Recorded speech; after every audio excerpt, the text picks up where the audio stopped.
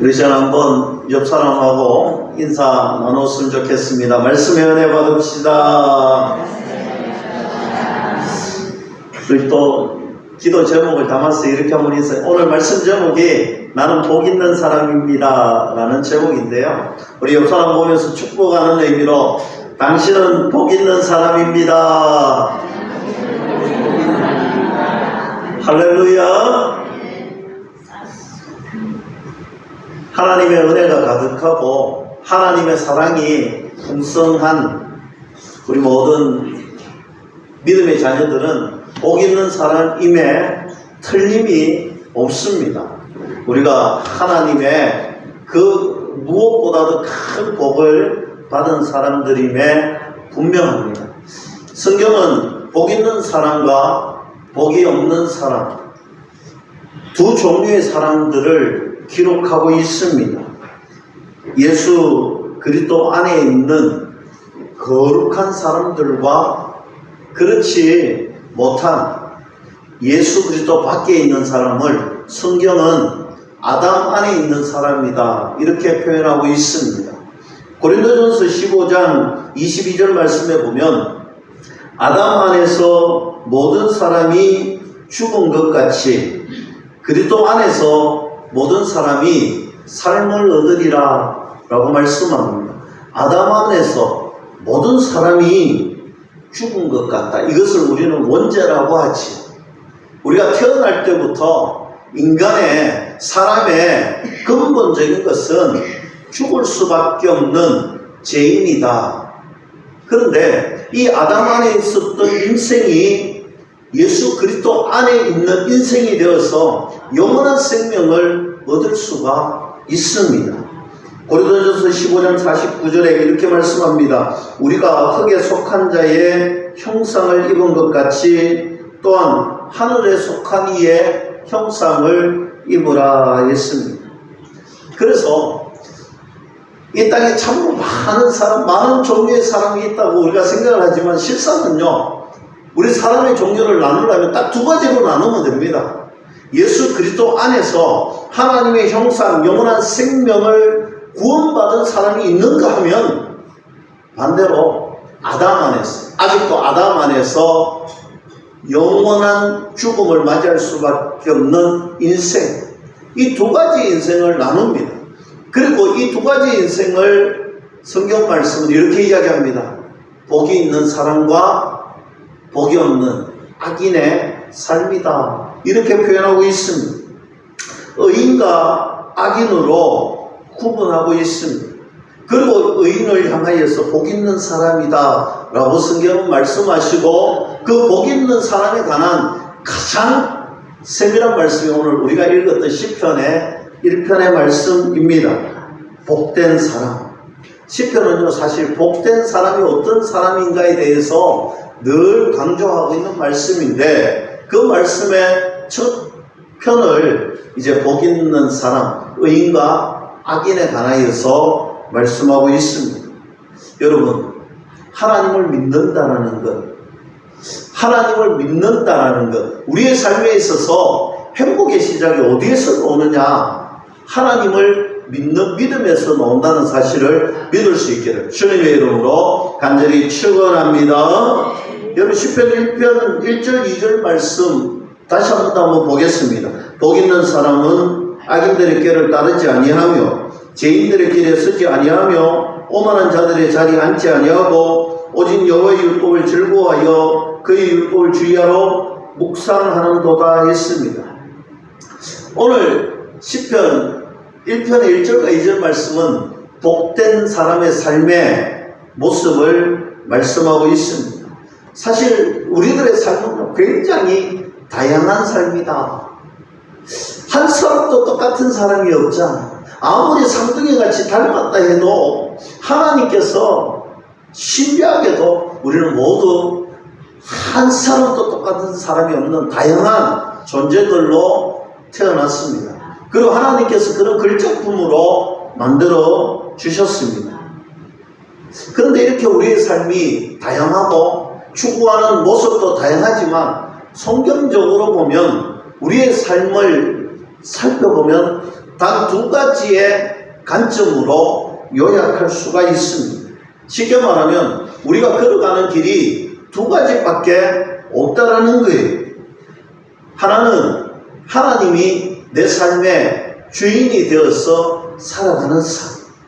하나님이 나의 주인이 되어서 하나님과 함께 살아가는 삶이라면, 또 한 가지의 삶은 하나님이 계셔야 할 자리에 내가 주인이 되어서 마치 하나님이 없는 것처럼 살아가는 사람, 이 두 가지밖에 없다라는 거예요. 성경은 그렇게 말씀하고 있습니다. 우리의 다양성도 인정하지만 그런 궁극적으로 살펴보면 너희들의 삶은 두 가지로 요약한다는 거예요. 하나는 하나님의 주인된 삶, 또 하나는 내가 주인이 되어 살아가고 있는 삶입니다. 하나님을 믿는다는 것. 이 길은요, 원칙적으로 말씀드리면 하나님께서 특별히 선택한 사람의 길이라는 거예요. 하나님이 선택한 사람의 길은 복된 길이다. 성경은 그렇게 이야기하고 있습니다. 오늘 시편 1편에 이 복이라는 단어의 원뜻을 살펴보면 곧다, 똑바로 가다, 이런 1차적인 의미가 부여된 단어입니다. 그리고 여기에서 파생된 단어가 뭐냐면 번영하다, 성공하다. 여러분, 곱게 길을 가고 똑바로 길을 가는 1차적인 의미에서 하나님께서는 그 길을 걸어가면 결국 번영하고 성공할 수밖에 없다라고 말씀하고 있습니다. 따라서 하나님께서 저와 여러분들에게 보여주시는 그 길을 걸어가면, 하나님이 계획하셨던 그 길을 걸어가면 그 길은 복된 길이고, 그 길은 성공의 길이고, 그 길은 하나님의 번영의 길이다 라고 말씀하고 있습니다. 사랑하는 성도 여러분, 우리가 참 좋아하는 단어들 중에 몇 가지를 뽑으라면 복받으라, 성공해라, 우리 이런 단어들을 참 좋아하는데, 여러분, 성경은요 분명히 말씀합니다. 복받는 길에 대해서는 단 한 가지밖에 없다. 하나님 안에, 예수 그리스도 안에 있을 때 그 말씀에 순종하고 그 지시하신 대로 따라갈 때 우리는 복받을 수가 있다라는 거예요. 우리가 믿음의 조상이라고 이야기하는 아브라함을 통하여서도 우리가 잘 알잖아요. 아브라함이 본토 아비의 집을 떠나 지금까지 거주하던 그 집을 떠나 하나님이 지시할 땅으로 걸어갑니다. 여러분, 그 아브라함의 모습을 보면요, 하나님이 주인 되었던 삶과 내가 주인 되었던 삶이 공존하고 있습니다. 왜냐하면 성경이 이렇게 말씀하고 있습니다. 어디에 가라든지 어떻게 가라든지 거기에 대한 말씀은 사실 없습니다. 그저 네가 지금 거주하고 있는 너의 거처, 고향, 너의 생활의 터전, 여기서 있으면 잘 될 것 같지만, 그러나 진짜 복된 삶을 살려면 그 아비의 집을 떠나라는 거예요. 떠나는데 어디로? 내가 지시할 땅으로 가라는 거예요. 여러분, 아마 아브라함은요, 하나님이 지시할 땅이 무엇인지, 어디인지 하나님 안에 있을 때 묻고 기도하고 말씀을 따라서 걸어갔을 거예요. 그런데 사람은요 항상 연약하잖아요. 아브라함이 그렇게 걸어가고 그렇게 행했으면 참 좋았을 텐데, 가끔은 내가 주인이 되어서 하나님이 지시하지 않는 땅으로 갔잖아요. 하란이라는 곳에 갔습니다. 그런데 그곳에서 성경은요 아주 오랜 기간 동안 아무런 말씀을 하지 않습니다. 하나님의 주인된 삶이 아니었다라는 거지. 여러분, 우리가 하나님의 지시를 받는다는 것, 하나님 말씀을 순종한다는 것은요, 우리가 하나님 앞에 기도할 때, 하나님께 기도할 때, 하나님께 예배할 때, 우리가 성경 말씀을 읽을 때 진리의 영이신 성령님께서 내 안에서 말씀해 주시는 은혜인 줄 믿을 수 있기를 주님의 이름으로 간절히 축복합니다. 그래서 복 있는 사람은요 하나님의 말씀에 순종하는 사람인데, 오늘 시편 1편은요 하라는 것과 하지 말라는 말이 명확하게 구분되어 있습니다. 1절 말씀 보세요. 복 있는 사람은 첫째, 악인들의 길을 따르지 아니하며 라고 했습니다. 둘째로는 죄인들의 길에 서지 아니하며 했습니다. 셋째로 오만한 자들의 자리에 앉지 말라라고 말씀하고 있습니다. 1절에서 하지 말 것을 주님은 요구하고 계시는데 이 세 가지는요 어떤 것인가? 제가 한번 묵상해 보았어요. 악인들의 길을 따르지 않는 것이 무엇일까? 여러분, 악인들의 길은요 이런 것 같아요. 세상에 있는 세상적인 지식, 세상적인 기준, 세상적인 판단, 우리가 평소에 생각하는 그 기준점, 그 세상의 지혜, 세상의 판단을 악인들의 길 아닐까 생각해 보았습니다. 왜냐하면 세상이 주는 기준은요 하나님이 주시는 기준하고 다를 때가 너무 많습니다. 우리가 불완전하기 때문입니다. 그리고 두 번째로 죄인들의 길에 서지 말라는 것이 무엇일까? 여러분, 죄인들의 길에 서지 않는다는 것은요 하나님의 말씀에서 어긋난 길을 걸어가는 것이다. 하나님께서 우리에게 주시는 말씀이 있는데 그 말씀 안에서 우리가 살아야 되는데 그 말씀을 벗어나서 살아갈 때가 참으로 많습니다. 끝으로 오만한 자들의 자리에 앉지 않는다. 여러분, 오만한 자들이 어떤 자들일까? 성경은요 많은 곳에서 하나님을 모른다는 사람, 여러분 최근 수요예배 때 계속 말씀을 강론하고 있는데 노아가 홍수를 대비해서 오랜 기간 동안 저 산 위에 방주를 지었을 때 뭐라고 했습니까? 많은 사람들이 죄에 휘둘려서 노아를 향하여서 조롱하고 또 비판하고 조소하고 하나님을 마치 없는 것처럼 살아갔던 사람들, 저는 이 사람들이 오만한 자들이라고 생각이 합니다. 하나님을 믿지 아니하고 하나님이 마치 없는 것처럼 살아가고 하나님을 믿는 믿음의 사람들을 조소하고 조롱하고 비판하는 자들. 사랑하는 성도 여러분, 우리가 하나님의 뜻을 따르고 말씀을 따르고 순종할 때 참 많은 이들이 비웃기도 하고 조롱하기도 합니다. 반대로 행복을 원하는 사람은 2절에 기록된 율법과 관련된 적극적인 삶을 살아야 된다 해라라는 것이죠.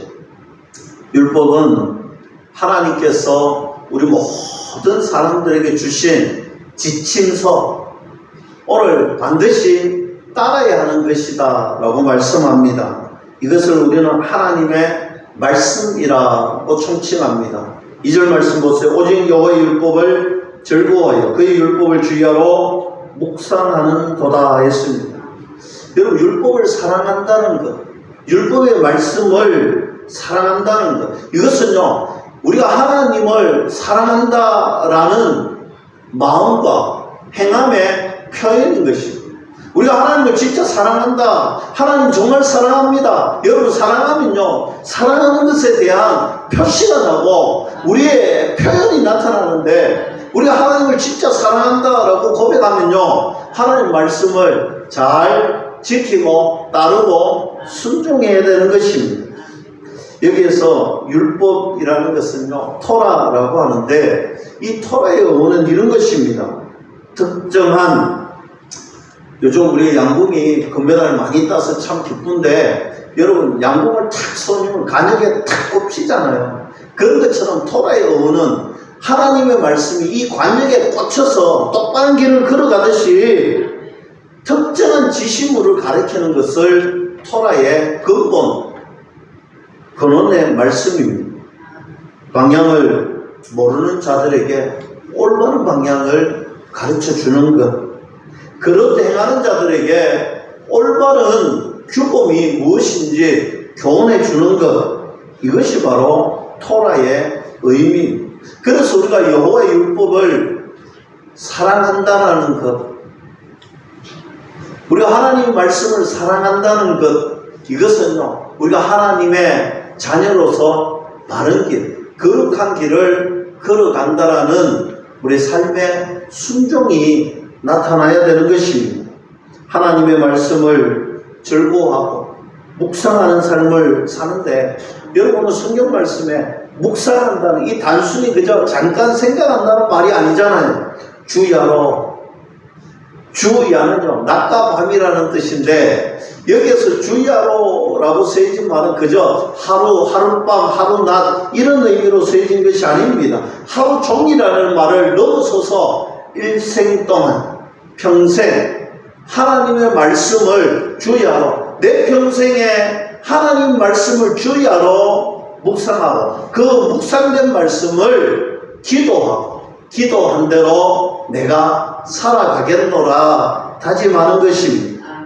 그래서 우리가 하나님 말씀을 매 시간, 매 분초마다 우리의 일생 동안 하나님 말씀을 묵상하고, 묵상한 말씀을 붙들고 기도하고, 기도했던 우리 믿음의 선포대로 우리의 삶을 하나하나 살아가는 사람이 참으로 복된 사람이고 행복한 사람이다. 성경은 그렇게 말씀하고 있습니다. 그래서 저는 우리 교회 믿음의 성도님들을 바라보며, 야, 그렇구나, 참 행복한 분들이구나. 세상 사람들이 어떻게 말하든지, 세상 사람들이 어떤 잣대를 가지고 이야기하든지, 세상의 기준과 하나님의 기준은 다르다는 거예요. 저는 부임해서 사실 밤을 새고 철학을 하고 1년 365일 중에 300수십일을 교회에서 철야하시고 교회를 지키시는 우리 권사님, 집사님, 그리고 우리 장로님 바라보면서 사실 담임 목사로서 얼마나 든든하고 정말 하나님이 사랑하는 교회, 믿음의 성도들의 모습이 이런 모습이 아닐까. 여러분, 기도한다는 것, 하나님과 늘 소통한다는 것, 그것이 가장 복된 사람이요 행복한 사람임을 믿으시고, 기도하는 일에, 예배하는 일에, 주님 말씀 따르는 일에 최선을 다하는 저와 여러분들이 될 수 있기를 주님의 이름으로 간절히 축원합니다. 하나님의 품 안에서 삶의 뿌리를 내리는 삶이 복된 삶의 과정이다. 오늘 3절과 4절 말씀 보면, 그는 시냇가에 심은 나무가 철을 따라 열매를 맺으며 그 잎사귀가 마르지 아니한 같으니 그가 하는 모든 일이 다 형통하리로. 악인들은 그렇지 아니하며 오직 바람에 나는 겨와 같도다 했습니다. 하나님을 믿는 믿음의 사람이 복된 사람이라면, 오늘 시냇가에 뿌리를 내린 나무가 복된 사람의 걸어가는 과정이다. 성경은 그렇게 말씀하고 있습니다. 하나님을 믿는다는 것은요 결코 쉬운 일이 아닙니다. 진짜 하나님을 내가 믿는다, 믿음의 삶을 산다, 이것은요 굉장히 어려운 것입니다. 사실 아무나 하나님을 믿지 못하잖아요. 성령 하나님께서 역사하셔야 되는 것입니다. 하나님을 믿는다는 것은요 하나님이 믿음을 선물로 주셔야 깨닫는 은혜가 있고, 그 하나님의 선물을, 믿음을 깨달을 수가 있는데, 그것은요 내 안에 계시는 성령 하나님께서 역사하실 때 가능하다는 것입니다. 그래서 하나님의 말씀을 묵상하고 그 말씀을 따르고 그 말씀대로 살아간다는 것은요 어쩌면 굉장히 어려운 일이지만 또 한편으로는 굉장히 쉬운 일이기도 합니다. 하나님께 뿌리를 내리고 있는 사람, 하나님과 동행하며 함께하는 사람, 그 사람은요 하나님의 믿음 안에서 분명하게 살아갈 수가 있습니다. 그래서 믿음의 사람들에게 주시는 복은 바로 하나님의 선물이다 라고 말씀할 수 있겠죠. 때때로 도전받고 때때로는 힘들고 어려운 일을 걸어갈지라도 하나님께서 내게 주시는 은혜가 있습니다.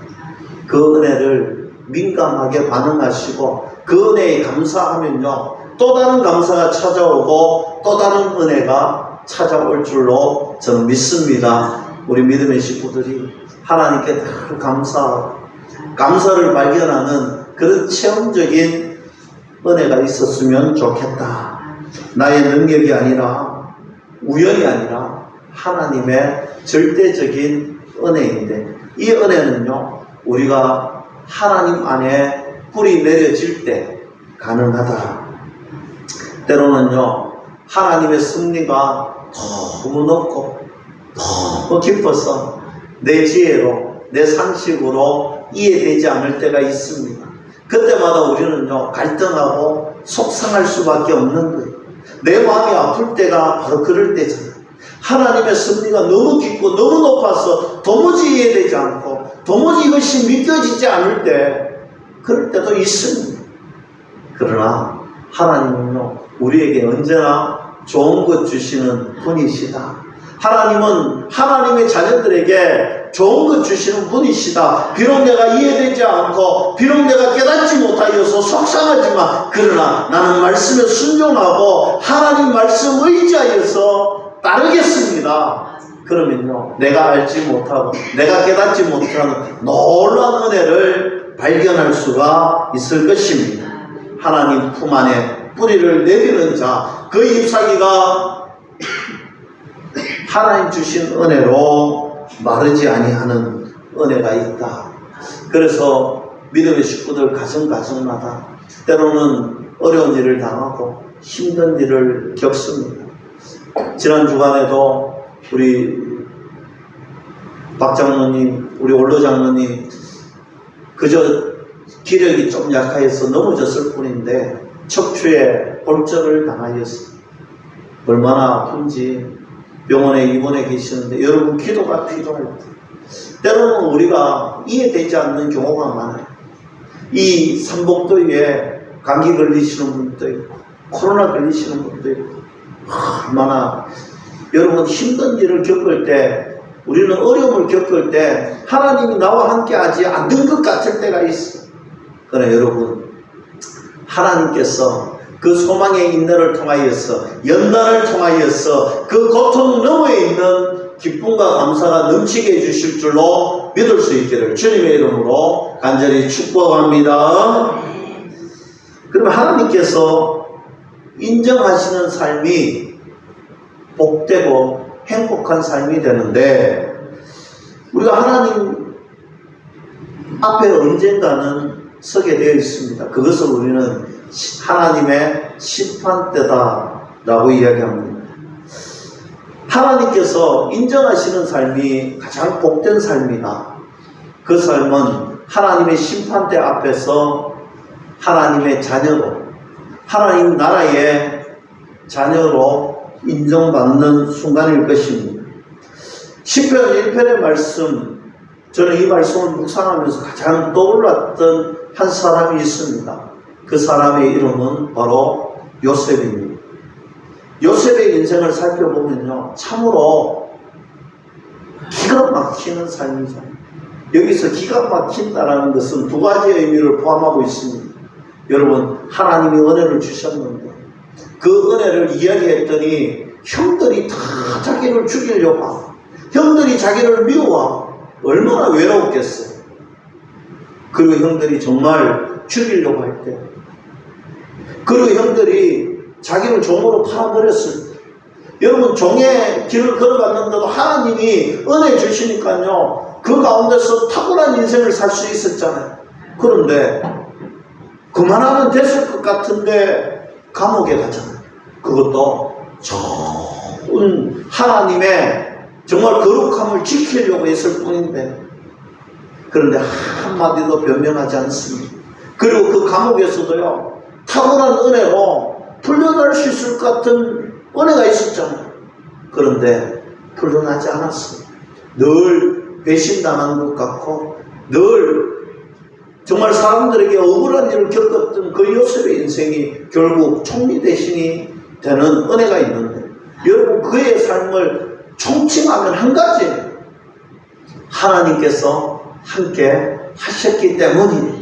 하나님께서 함께 하셨다는 것은 하나님 말씀에 늘 순종하고 그 말씀 붙들고 기도하고 그 하나님의 은혜의 말씀을 사모하며 날마다 매 시간마다 매 분초마다 주님을 위해서 살았던 소망, 꿈이 있었던 사람의 모습이 아니겠습니까? 그가 마지막 축복의 기도를 하는 모습을 보면서 저는 확신을 가졌습니다.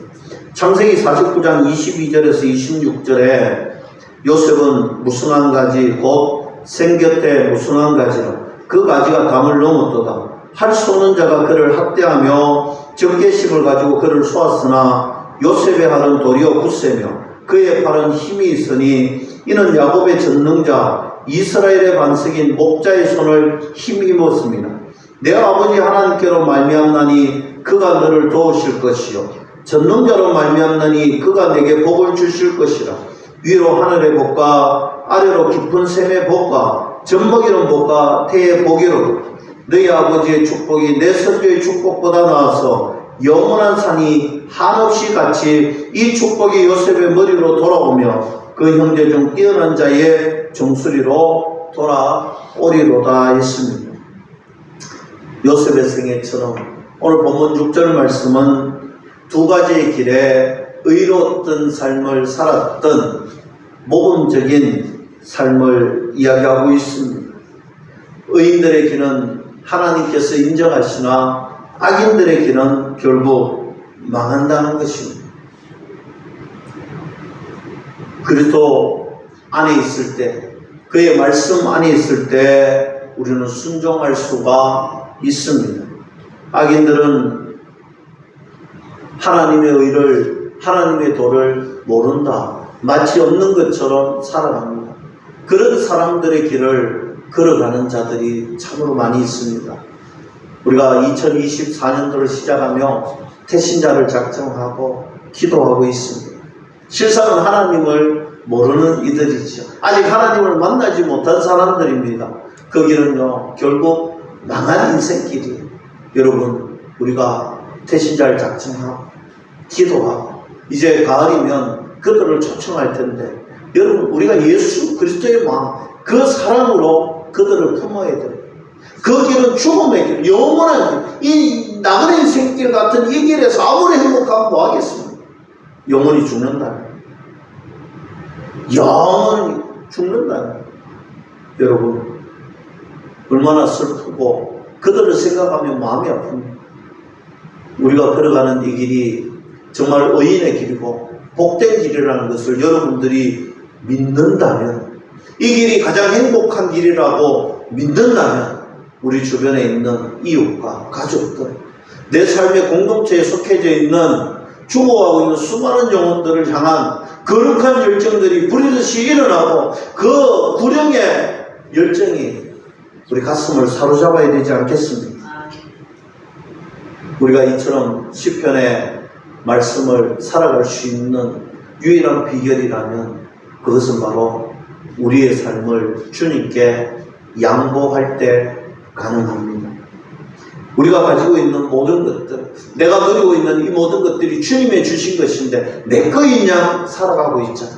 여러분 내 삶을 주님께 드리십시다.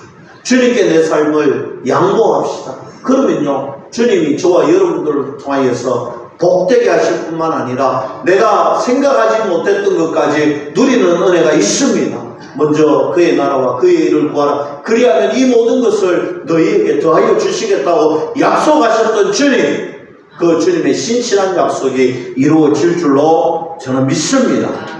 로마서 12장 1절과 2절은 이렇게 말씀합니다. 그러므로 형제들아 내가 하나님의 모든 자비하심으로 너희를 권하노니 너희 몸을 하나님이 기뻐하시는 거룩한 산제물로 드리라. 이는 너희가 드릴 영적 예배입니다. 너희는 이 세대를 본받지 말고 오직 마음을 새롭게 함으로 변화를 받아 하나님의 선하시고 기뻐하시고 온전한 뜻이 무엇인지 분별하도록 하라 했습니다.